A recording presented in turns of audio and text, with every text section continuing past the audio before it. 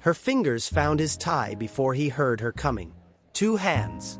Firm. Working the knot with the kind of precision that did not ask permission. Adjusting, smoothing, settling the fabric against his collar like she had dressed him 100 times before. Obi Eze went completely still. Not from shock. From the trained stillness of a man who had learned, in rooms far rougher than this one, that the first second of surprise was the most expensive second you could spend. The Seoul gala moved around him like it had no idea anything had just happened. Crystal glasses catching light. Black suits standing in careful clusters. A string quartet threading something European through the air that nobody was actually listening to. Gangnam's skyline burned 60 floors below the glass walls. Towers stacked against towers, the whole city glowing like it had something to prove. This was the kind of room where power didn't announce itself. It just sat there, pressing down on everything, quiet and absolute. Obi had been in rooms like this before. Houston had prepared him for the polish. But Houston had never felt like this. This room had a different weight to it. Still. Watching. The laughter too measured. The eye contact too brief. Like everyone present already knew the order of events tonight, and he was the only one who hadn't been given the program. He turned. Slowly. She was already facing him. Staff uniform. Korean. Somewhere in her late 20s, with a face so carefully neutral it looked practiced. She didn't apologize with her eyes. She didn't explain with her posture.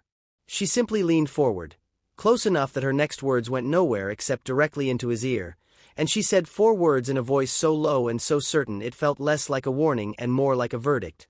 Don't get in the car tonight. If you are watching this for the first time, welcome. This channel is where real stories live. Stories about power, silence, and the moments that change everything. Subscribe right now and hit the notification bell so you never miss what comes next. Then she stepped back. One clean movement. She straightened the front of her jacket, turned left, and walked away through the crowd with the unhurried pace of someone who had just refreshed a drink tray. No hesitation. No backward glance. Just the soft rhythm of her shoes on marble, and then she was gone, absorbed into the movement of the room like she had never been there at all. Obi did not move. His champagne glass was still in his right hand, untouched and warming. His mind was already running. Fast, low, the way it ran when something real was sitting underneath something polished and only one person in the room had noticed. The warning made no sense on its surface. A stranger. A gala. For words and then nothing. But sense had nothing to do with what his body was currently telling him. He let his gaze move across the room the way water moves. Slowly, touching everything, giving nothing away. The guests. The staff. The exits. And then, near the far window where the Seoul skyline framed the glass like a painting that cost more than most buildings. A man standing perfectly still. Not drinking. Not talking. Just watching. And his eyes were already locked on Obi. She warned him with 4 words and then vanished into that crowd. What do you think she knows? Drop your answer in the comments right now. The man by the window did not move. He didn't need to. That was the first thing Obi clocked. Men with real reach never crossed the room to make a point. They stood still and let the room do the work. And this room was doing it. Without a single word spoken, without a single gesture made, the space around this man had quietly organized itself. Guests who drifted too close adjusted their angle. Conversations that might have drawn his way pulled back instead. Even the waitstaff moved differently in his orbit. Faster, tighter, eyes down. Jae Kwon. The name arrived in Obi's mind not from an introduction but from a recognition. The kind of recognition that didn't come from faces or facts but from patterns. This was a man who had spent decades making sure that knowing his name felt like a privilege. He was somewhere in his mid-50s. Lean in the way that came from discipline, not age. His suit was charcoal, fitted so precisely it looked like it had been built around him rather than placed on him. His face held the particular stillness of a man who had stopped being surprised by things a long time ago. He held a whiskey glass low in his right hand, barely touched, the way you hold something when you want a reason to stand without looking like you're simply standing. Obi used the next 4 minutes to read him. Not by staring, Staring was amateur and expensive in rooms like this.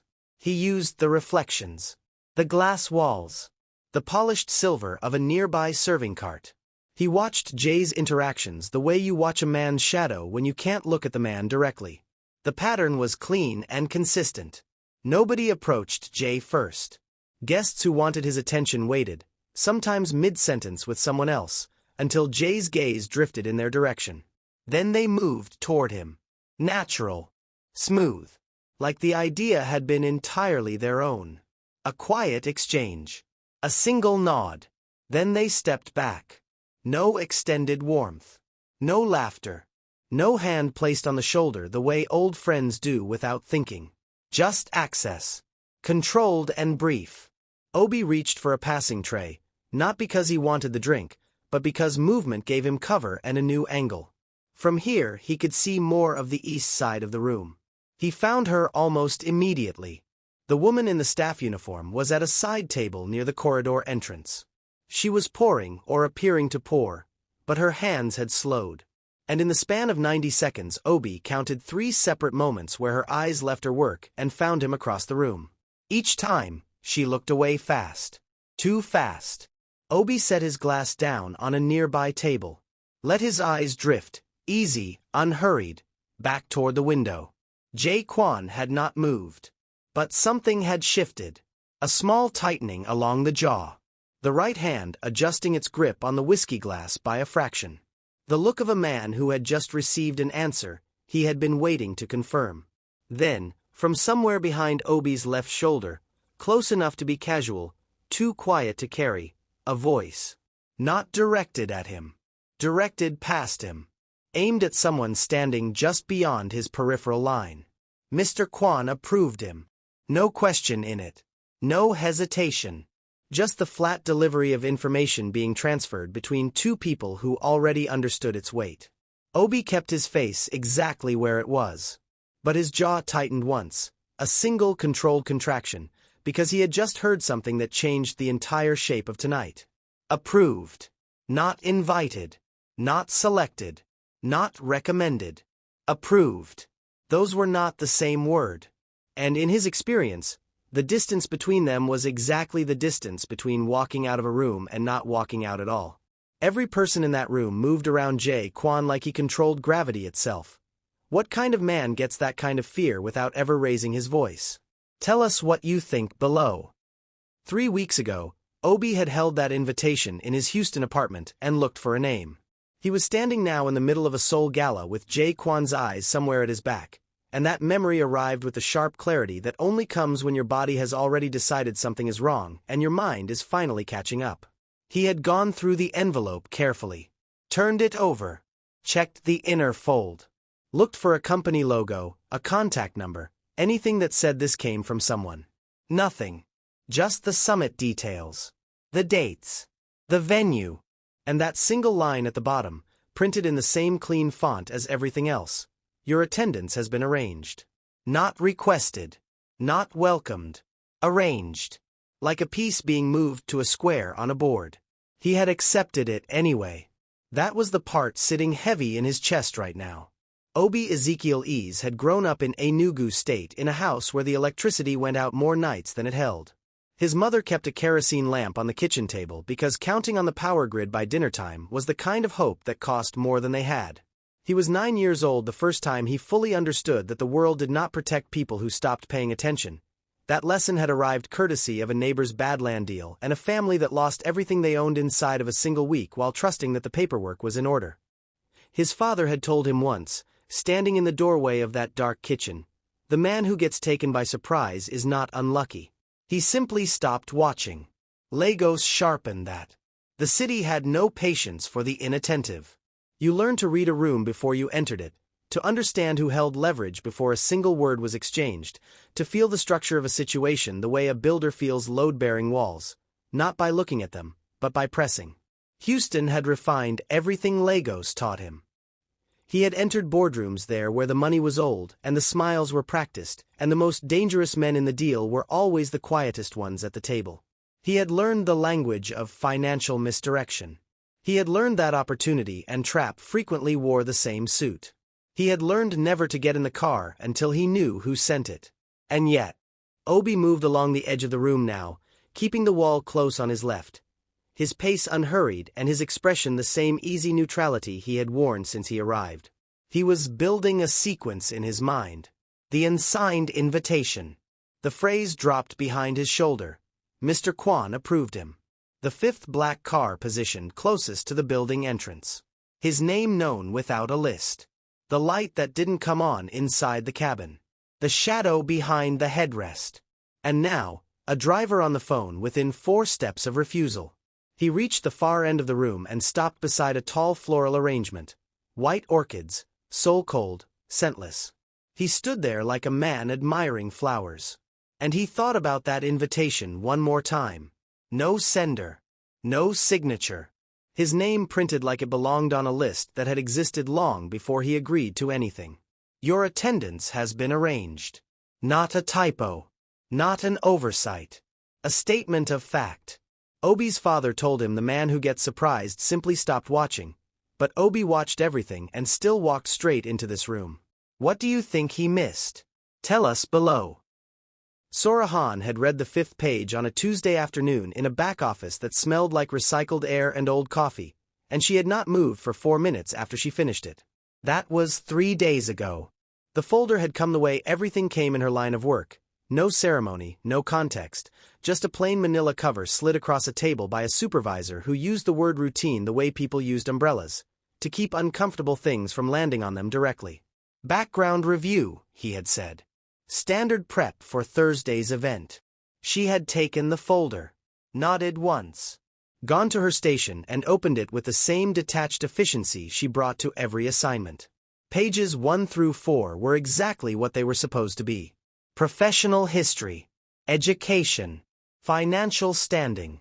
A clean record in every column that mattered. Obi Eze, 32, Houston-based, Nigerian-American, no criminal associations, no political affiliations, no red flags of any kind.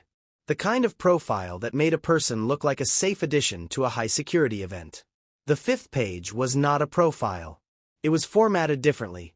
Narrower margins, a slightly different font, the kind of small inconsistency that people miss when they are reading quickly and trusting the container the information came in.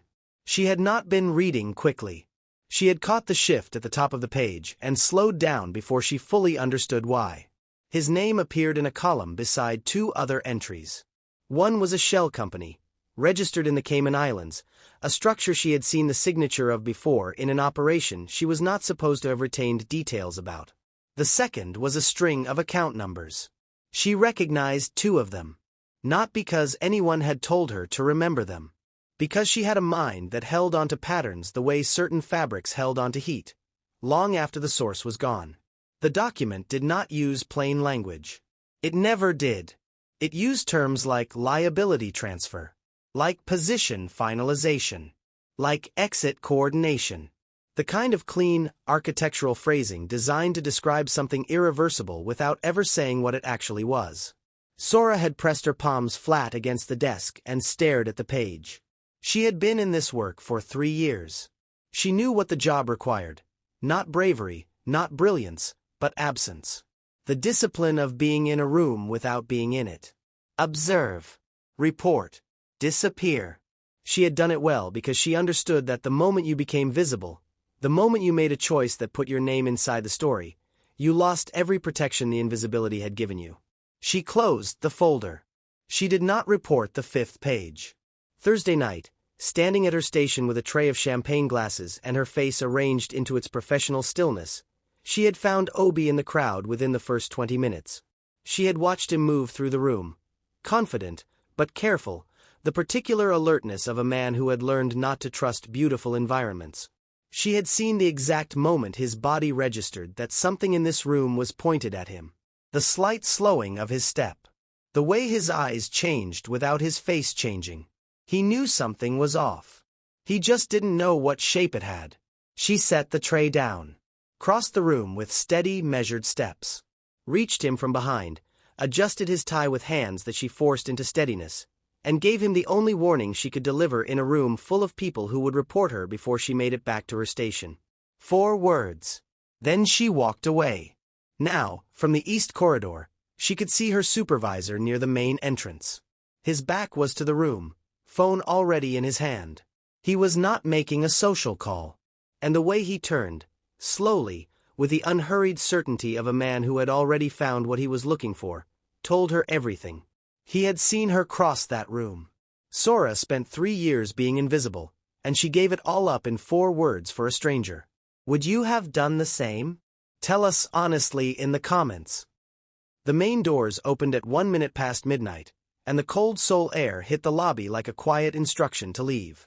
The gala dissolved the way these events always did, in layers.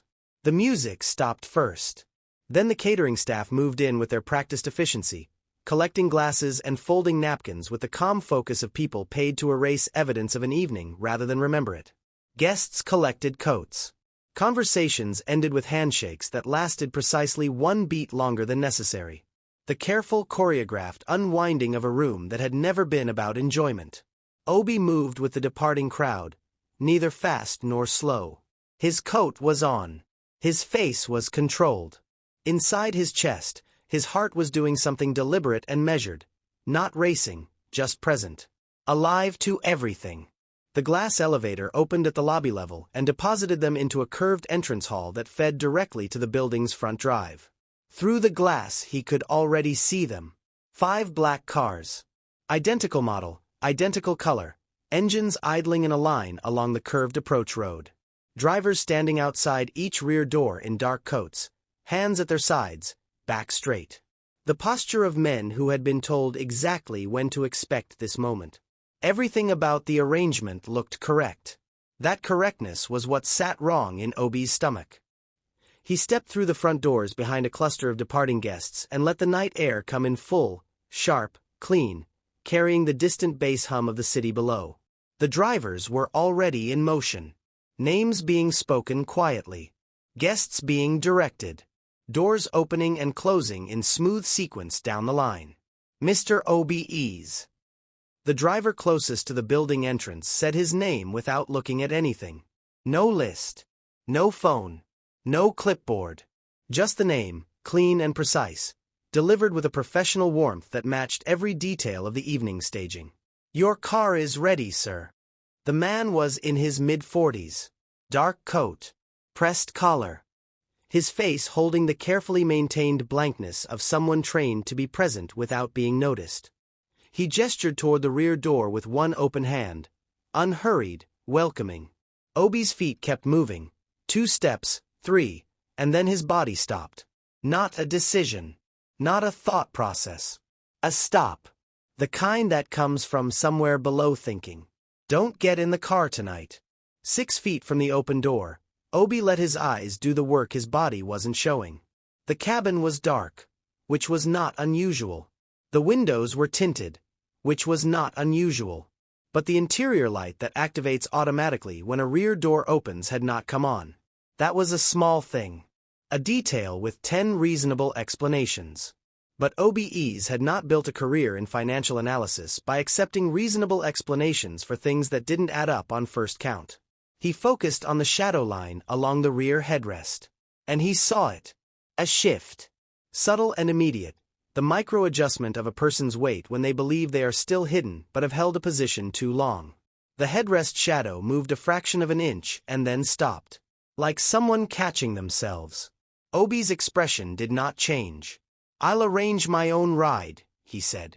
His voice came out flat and unhurried, the same tone he used when declining a second cup of coffee. Thank you. Something happened in the driver's face. Not anger. Not surprise. Something faster and colder than either. A split second of recalculation, like a man running a calculation that had just returned the wrong number. It lasted less than a breath. Then the professional mask came back, smooth and immediate. Of course, sir. Have a good evening. Obi turned back toward the building entrance and walked. Same pace. Shoulders level. Eyes forward. He did not look back. But the lobby glass caught the reflection of the drive behind him, and in it, clear and close, the driver already had his phone pressed to his ear before Obi had taken 4 steps. Whoever was waiting inside that car now knew the plan had failed.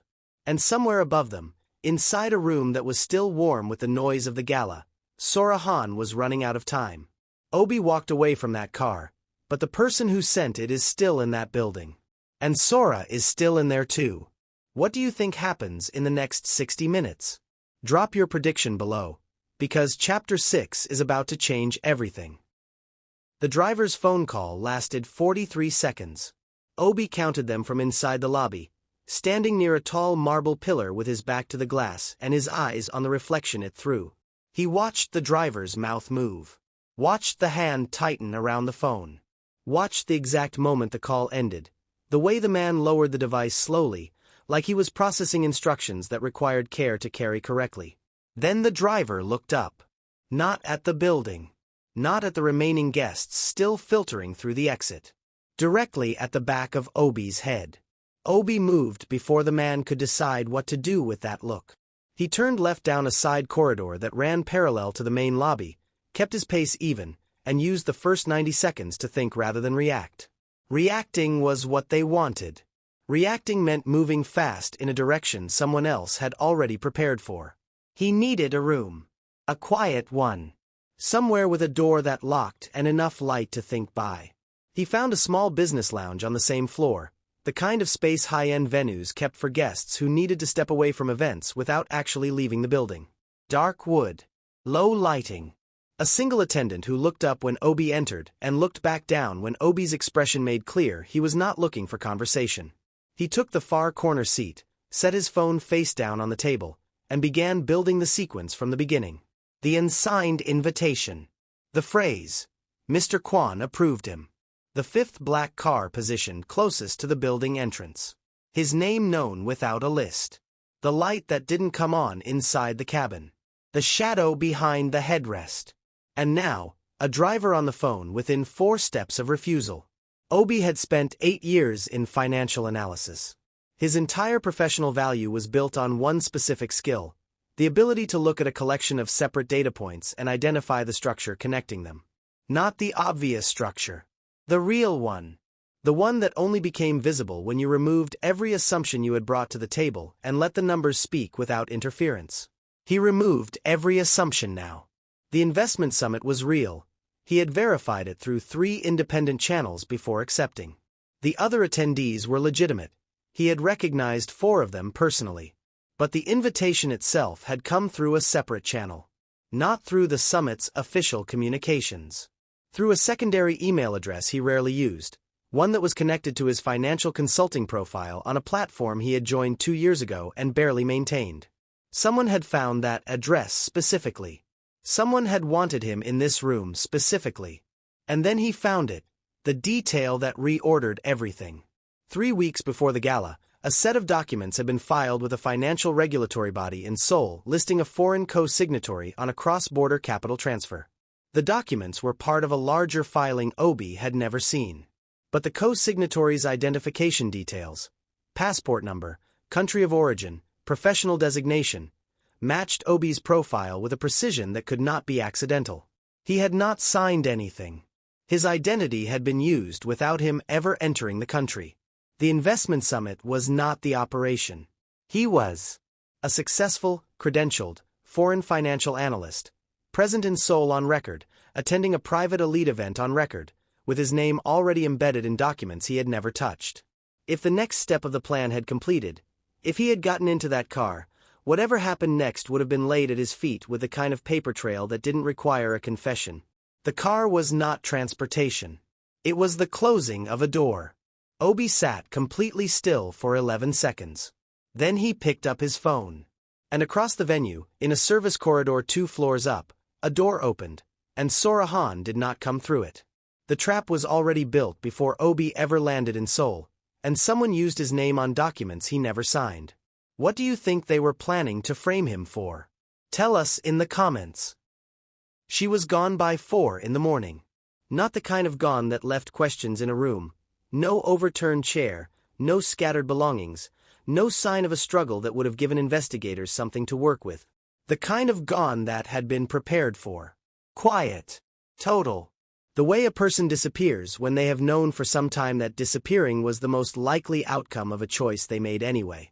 Obi found out through a contact, a a woman named Deja Cross, a Seoul-based journalist he had crossed paths with twice at previous financial conferences and who had, over those two encounters, demonstrated the particular gift of knowing things slightly before she should. He reached her by phone at 6:15 in the morning, standing in a hotel room he had checked into under a different name, watching the Han River go gray with early light through a window that faced east. He gave Deja enough of the situation to make her take it seriously without giving her enough to move on independently. He described the woman, the uniform, the approximate age, the warning. He asked if the name Sora Han meant anything to her. The pause on the other end of the line was 3 seconds longer than a pause that meant nothing. That name came across my desk 8 months ago, Deja said.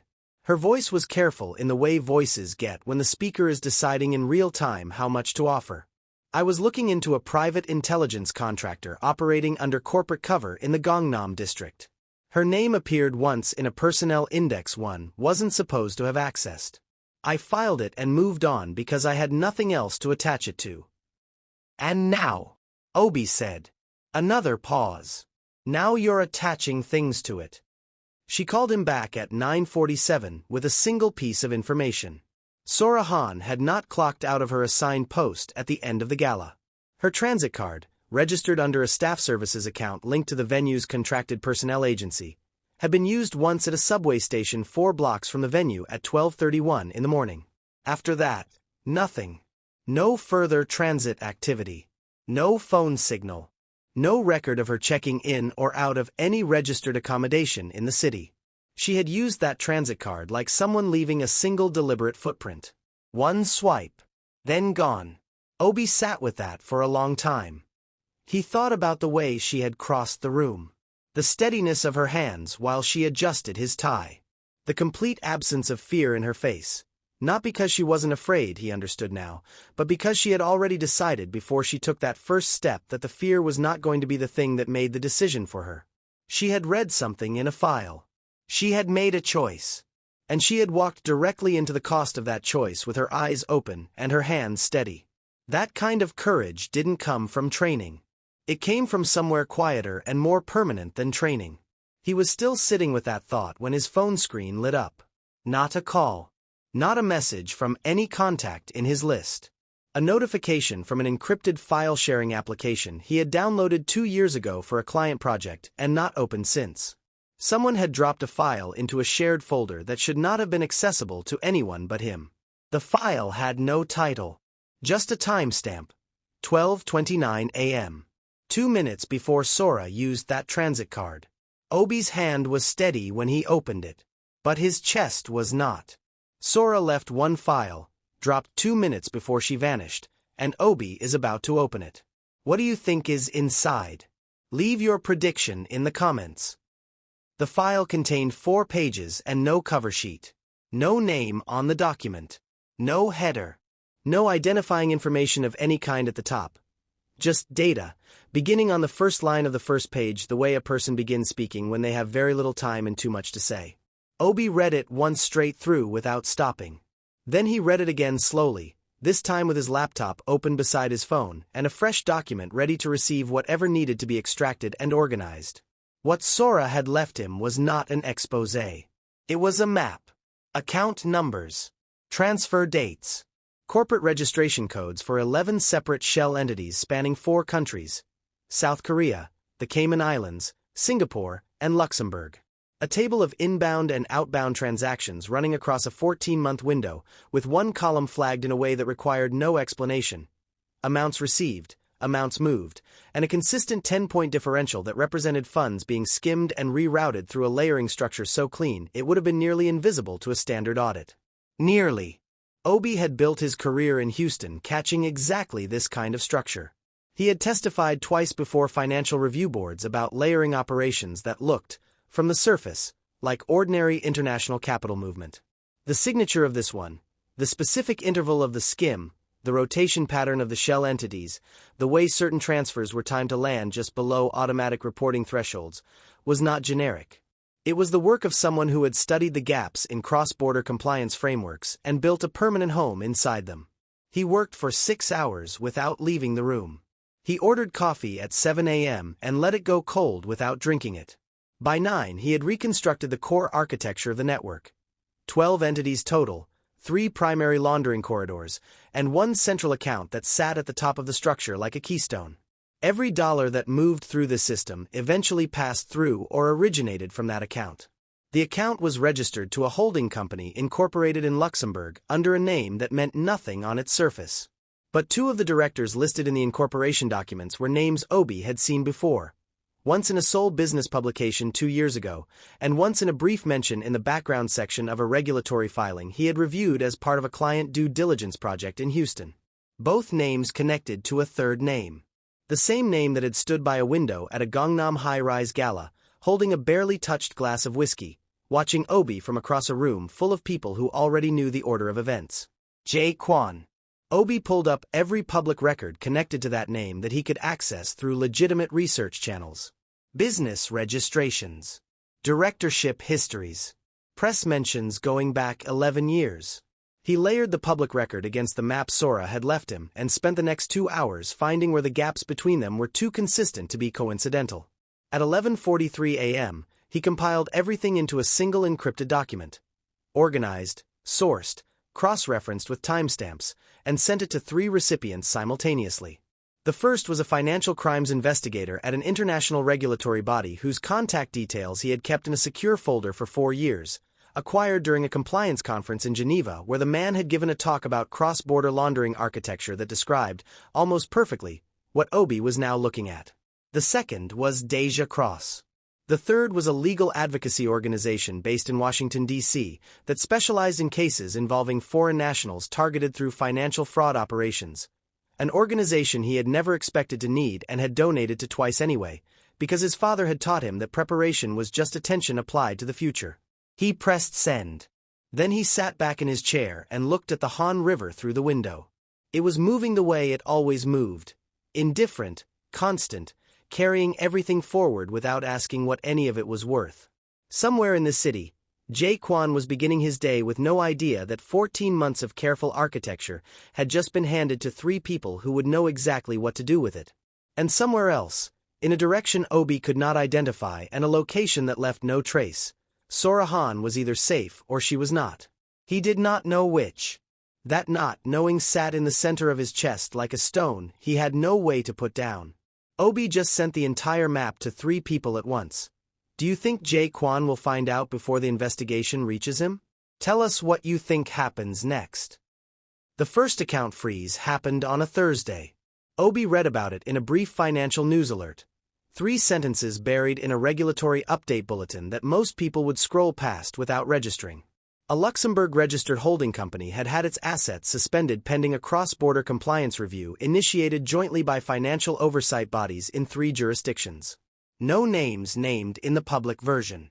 No details offered about the nature of the review. But Obi knew the account number. He had stared at it for 6 hours in a Seoul hotel room 11 weeks earlier. He set his phone down on the desk of his Houston apartment.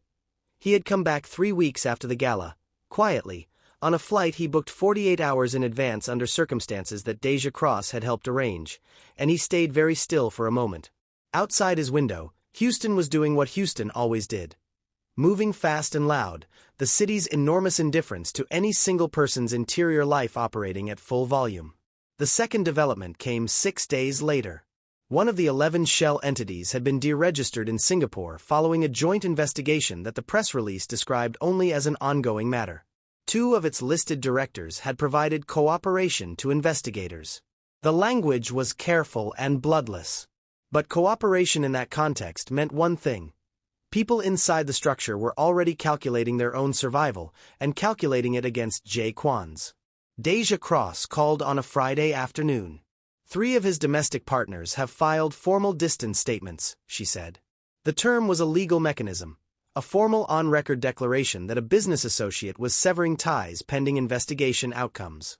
One of them was a man who appeared in a photograph with Kwon at a government reception 8 months ago, standing close enough that their shoulders were touching. How long before it reaches him directly? Obi asked. It already has, Deja said. There was an asset freeze on a Seoul-registered account yesterday. Not public yet. But it will be by Monday. Obi stood at his kitchen window after the call ended. The city moved below him, unconcerned. He thought about the weight of 14 months of financial architecture, the shell companies, the layering corridors, the timing of transfers designed to slip beneath every threshold. He thought about the years it had taken to build that structure, the confidence required to maintain it, the belief that the design was tight enough that no single point of entry could unravel it from the outside. And then he thought about a woman who had read a 5th page in a plain manila folder and decided that the cost of acting was something she was willing to pay. The accounts kept freezing in the weeks that followed. One by one, then in clusters. Partners who had spent years benefiting from their proximity to Jae Kwon began performing a very different kind of calculation. Loyalty, in structures built on leverage rather than trust, has a precise expiration date. It expires the moment the center can no longer hold the weight it has been asking people to carry. Jae Kwon had built an empire on people who stayed because they were afraid to leave. When the fear changed direction, the structure changed with it. By the 8th week, 3 separate international investigations had been formally opened. By the 10th, 2 of Jae's most senior associates had entered legal proceedings that, in exchange for cooperation, offered reduced exposure. By the 11th, Jae Kwon had not appeared in public in 19 days. The man who had once stood by a Gangnam window and watched a room reorganize itself around his stillness, the man who had made decisions that moved people like pieces, who had built a network so carefully that its edges had been invisible for over a decade, was now sitting somewhere behind walls that cooperation and exposure were drawing smaller every week. Obi read each development the same way. Quietly. From a distance. Without satisfaction and without relief. Because justice, when it finally arrived, looked nothing like the movies suggested it would. It looked like regulatory bulletins. It looked like formal distance statements. It looked like the slow, grinding mechanics of institutions doing work that was necessary and entirely without drama. And it left a silence that the right outcome had no power to fill. On the 53rd day after the gala, a package arrived at Obi's Houston address. No return address. Postmarked Seoul. Inside was a single folded page. No signature. No name. 6 words, handwritten in careful, even script. I am safe. Keep watching the water. Obi read those 6 words 4 times. His eyes stayed dry. His hands stayed still. But something in his chest, that stone he had been carrying since a Seoul hotel room at 9:47 in the morning, shifted. Not gone. Just different. 6 words from someone who shouldn't have been able to send them, and Obi finally breathes for the first time in 53 days. What do you think Sora meant by, keep watching the water? Leave your interpretation below. The second package arrived 41 days after the first. Same postmark. Same handwriting on the outside. This time, the envelope was thicker, and when Obi opened it at his kitchen table on a quiet Sunday morning with coffee going cold at his elbow, what he found inside was not a note.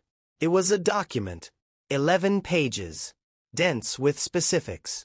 It took him 20 minutes to understand what he was reading and another 10 to accept it. Sora Han had not stumbled onto that 5th page by accident. She had been looking for it. The document laid out, precisely, in the careful sequencing of someone who had been building a case for longer than 3 years, the full history of what she had been positioned inside. She had entered the contractor organization not as a recruit but as a plant. Placed by a smaller, independent oversight network operating without official jurisdiction, funded by a coalition of individuals who had been trying to document Jae Kwon's financial network for 6 years without ever finding a point of entry that could survive legal scrutiny. She had spent 38 months inside that organization, learning its structure, mapping its personnel, building a picture of the operation one careful, invisible layer at a time. Everything she collected was being passed to the oversight network through channels designed to leave no trace back to her. The 5th page had been the piece the network had been waiting for. The specific link between Jae Kwon's identity and the shell account structure. The piece that connected the name to the architecture in a way that could survive the scrutiny of an international investigation. She had been 3 weeks from a planned exit when the gala assignment came through. When she read Obi's file. When she understood what the 5th page meant for someone who had been invited, arranged, to be present in that building on that night. She could have passed the information through her regular channel and let the exit proceed. The oversight network would have received the data. The case would have continued building. Obi would have gotten into that car, and whatever happened next would have been folded into the documentation as collateral evidence. She had chosen differently. The document did not explain that choice. It didn't offer a reason or a reflection. It simply ended, last page, last line, with an account of the transit card swipe at 12:31 a.m., the details of the exit route the oversight network had prepared for exactly this contingency, and a note confirming that she had reached the first safe location by 3:47 a.m. Obi set the pages down in a neat stack on the kitchen table. He sat with the full weight of what he had just read. 38 months. Every day of that time spent in a space where a single mistake, one conversation that ran too long, one expression that broke at the wrong moment, one page reported when it should have been kept, would have ended her. She had carried that weight without anyone to share it with, and without any guarantee that the work would ever reach the outcome it was built toward. And then, at the moment her exit was 3 weeks away, she had added one more risk to a life that was already operating at its absolute limit. For a man she had never spoken to. 4 words delivered in a room full of people who would have reported her before she made it back to her station. Obi stood up from the table and walked to the window. Houston stretched out below him, the skyline, the traffic, the flat Texas light pressing down on all of it without apology. He thought about power. About what it really looked like when it wasn't performing itself in glass towers and tailored suits. About what it cost to carry something quietly for years, in the background of every room, without recognition and without protection. He thought about his father's voice. The man who gets taken by surprise stopped watching. He had been watching. And he had still nearly missed the most important thing in the room. Because the most important thing in the room had been designed to be invisible. He thought about everyone at that gala who had seen Sora move through the space and registered her as furniture. Staff. Background. Part of the setting rather than part of the story. He thought about how many rooms in how many cities contained people like her. People doing the difficult, invisible work that kept certain structures from collapsing entirely inward on the people caught inside them, and how few of those people would ever receive credit they could hold in their hands. He stayed at the window for a long time. When he finally moved, he went back to the table. He picked up the 11 pages. He read the last paragraph one more time, the account of the exit route, the safe location, the timestamp at 3:47 a.m. She had made it. The work had reached the outcome it was built toward. And somewhere, in a direction he still could not name, Sora Han was living in a life she had earned by doing something that most people would never find the words to explain, let alone the will to do. The greatest courage he had ever witnessed had come without announcement. Without a speech. Without a moment that looked, from the outside, like anything more than a woman adjusting a stranger's tie. 4 words. And everything that followed. He sat back down at the kitchen table. The coffee was cold. The Sunday light was thin and direct. And for the first time in 53 days, for the first time since a Seoul gala, a signed invitation with no name on it, and the click of shoes on marble growing quieter and then gone, Obi Eze let out a long, slow breath. Not because everything was resolved, but because some things, when they end, deserve to be felt fully before you move on. Power is real. Silence can be deadly. And courage, the kind that actually changes the course of a life, sometimes arrives in the smallest possible form. A crossed room. A steady pair of hands. A warning that costs everything to give and takes 4 words to deliver. If someone steps into your life unexpectedly, quietly, without announcement, and tells you something that doesn't immediately make sense, don't move past it too quickly. Because that moment, small as it appears, might be the only thing standing between you and something you will never see coming. This story is finished. But there are more coming. Stories of invisible strength, hidden power, and the moments that change ordinary lives forever. If this one stayed with you, share it with someone who needs to hear it. Leave your thoughts in the comments below. Your words inspire the next person who finds this channel. And if you have not yet subscribed, do it now and turn on the notification bell, because the next story is already being built, and you do not want to arrive after it has already begun. The greatest heroes are often the ones the world never names, but their impact lives in every life they quietly protected. Which moment in this story hit you hardest? Tell us below.